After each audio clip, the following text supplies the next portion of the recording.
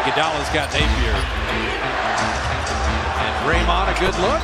And it's Draymond hitting threes. Not Steph or Clay. Draymond Green and McCaw have the three made threes. This is the biggest deficit for the Warriors. Draymond throwing the lob.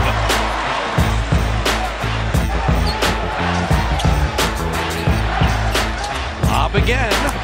One pass, two pass, three pass, dunk. Count the passes at home and then see what kind of shots the Warriors get. Turner, corner three, side of the backboard. Iguodala soaring and slamming. The Warriors have come all the way back to tie it. You want them shooting the ball. Look for Clay. The lob and the lead.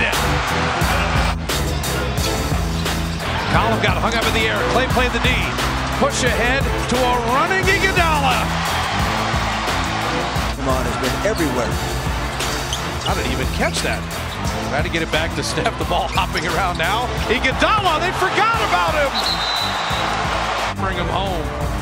And then you read the defense. Stupendous. Draymond, steal. Push ahead Iguodala. He's got another dunk.